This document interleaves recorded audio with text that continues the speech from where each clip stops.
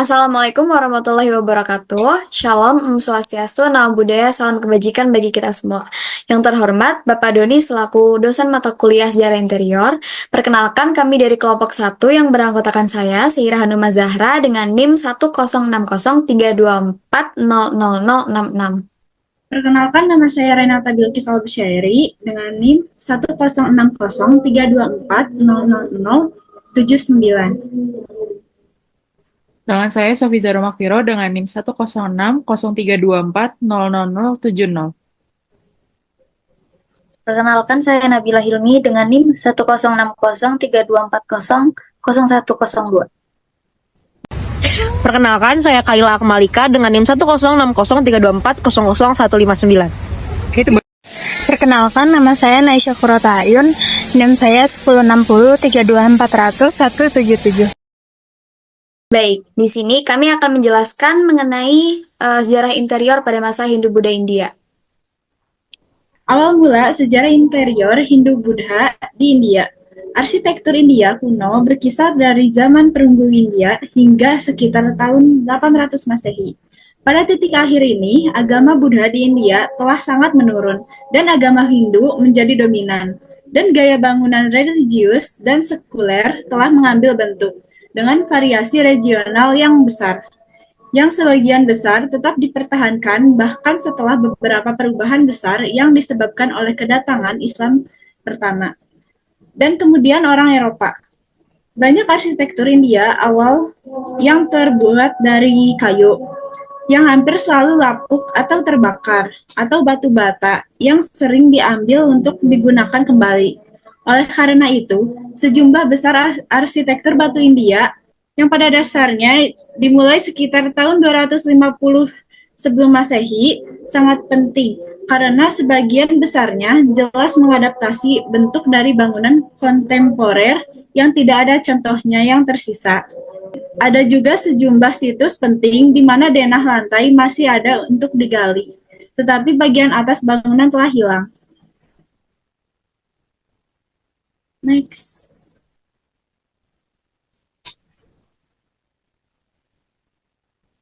Dan ada contoh bangunan dinamakan Karla Caves, Maharashtra di India.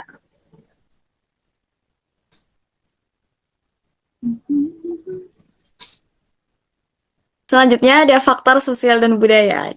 Pengaruh sosial dan budaya Hindu-Buddha terhadap desain interior dapat dilihat dari berbagai aspek yang mencerminkan nilai-nilai keagamaan, estetik, dan status sosial masyarakat pada masa itu. Beberapa faktor sosial dan budaya yang mempengaruhi interior pada era Hindu-Buddha adalah sebagai berikut. Yang pertama, ada dari pengaruh religius atau budaya. Dan yang pertama ada simbolisme dan motif religius, yang dimana interior pada masa Hindu-Buddha sering dipengaruhi oleh kepercayaan dan simbolisme agama.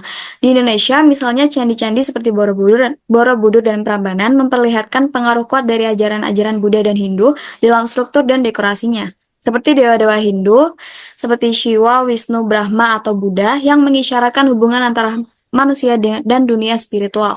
Patung-patung dewa dan makhluk mitologi seperti Garuda sering digunakan untuk menghiasi ruang-ruang penting. Selanjutnya ada stupa dan arca, yang dimana di dalam ruang ibadah tersebut terdapat seperti candi atau pura. Ada penggunaan arca dan stupa yang berfungsi sebagai elemen interior yang sakral dan mendalam. Elemen-elemen ini menggambarkan konsep kosmologi Hindu-Buddha yang menghubungkan manusia dengan spiritual. Lalu yang terakhir ada pengaturan ruang sakral, yang tata letak interior pada bangunan keagamaan seperti candi, stupa, dan pura dirancang berdasarkan prinsip-prinsip spiritual dan kosmologi Hindu-Buddha. Dalam Hindu, ruang sering dibagi berdasarkan kesucian, dengan ruang utama, misalnya ruang utama candi atau altar, dipenuhi dengan patung dewa, sementara ruang-ruang lainnya lebih sederhana. Di sisi lain, desain interior di tempat-tempat ibadah Buddha menekankan prinsip kedamaian dan meditasinya, seperti ruang terbuka di sekitar stupa untuk berdoa dan bermeditasi. Next.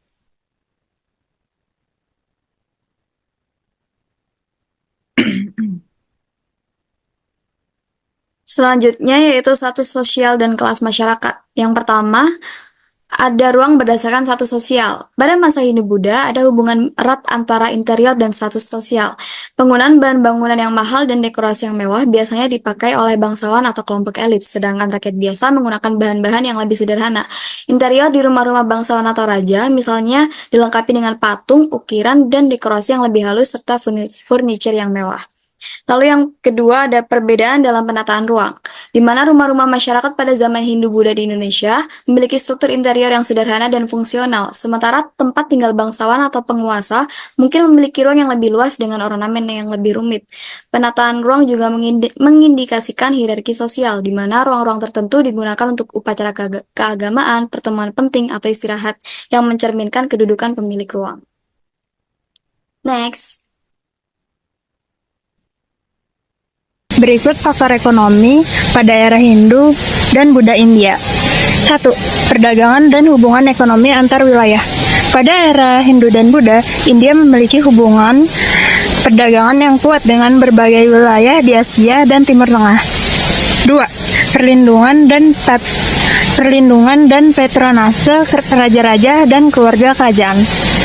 Kerajaan Hindu-Buddha sering kali menjadi perlindungan seni budaya, termasuk seni interior. Penguasa dan bangsawan memainkan peran penting dalam pendanaan pembangunan arsitektur dan interior yang berkelas. 3. Pengaruh agama dan ekonomi monastik. Pada era Buddha, biara atau vihara tumbuh pesat dan berfungsi sebagai pusat pendidikan dan meditasi, seringkali didukung oleh donasi dari pedagang dan keluarga kerajaan. 4. Keterampilan penyebaran barang dan gaya. Perdagangan yang berkembang pesat pada masa Hindu-Buddha, baik melalui jalur darat maupun laut, mempengaruhi interior dengan hadirnya barang-barang dan gaya dari luar seperti tekstil, furnitur, dan aksesori. Pengaruh India, Cina, dan bahkan Persia dapat ditemukan dalam desain interior, baik dari segi ornamen, struktur, maupun teknik pembuatan. Peningkatan keterampilan ini menciptakan beragam hiasan pada pintu, dinding, pilar, dan bangunan, seperti yang terlihat pada candi-candi kuno termasuk Ajanta dan Ellora.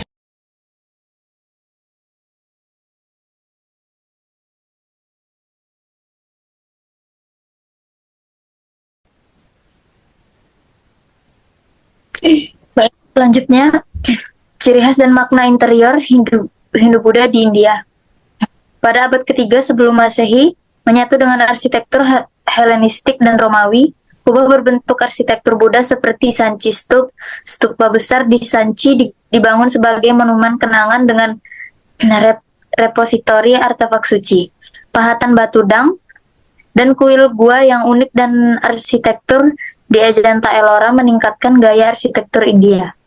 Bendungan Anicut yang besar dibangun di sungai Kaveri selama abad ke-1 dan ke-2 adalah arsitektur regulasi air tertua dan masih digunakan. Stupa Buddha, sebuah monumen berbentuk kubah, digunakan di India sebagai monumen peringatan yang berhubungan dengan menyimpan relik suci. Stupa arsitektur diadopsi di Asia Tenggara dan Asia Timur. Terkenal sebagai monumen Buddha, digunakan untuk mengabadikan peninggalan sakral. Kota berbenteng dengan stupa, vihara, serta vihara dibangun selama kerajaan Maurya 321 sampai 185 sebelum Masehi.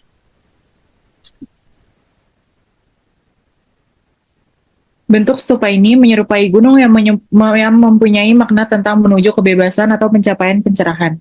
Terdapat lorong dan tangga untuk melambangkan perjalanan spiritual. Dan bisa juga transisi menuju ke tempat yang lebih suci atau sakral.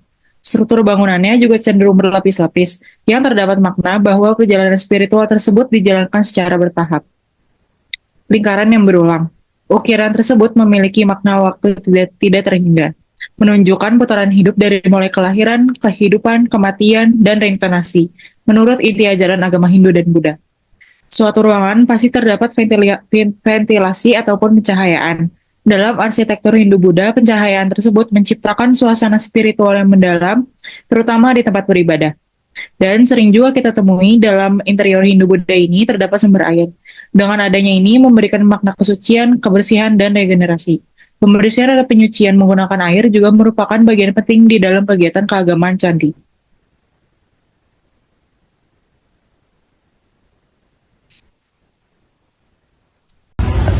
Kesimpulannya adalah, interior Hindu dan Buddha di India sering dipengaruhi oleh kepercayaan dan simbiolisme agama, mempunyai ciri khas stupa di setiap bangunannya, dan sumber air yang melambangkan kesucian dan regenerasi. Seiring berkembangnya zaman, interior Hindu dan Buddha mengalami adaptasi tanpa kehilangan akar-akar budaya dan nilai esensialnya. Baik, itu saja yang dapat kami sampaikan. Kurang lebihnya mohon maaf. Wassalamualaikum warahmatullahi wabarakatuh. Bye.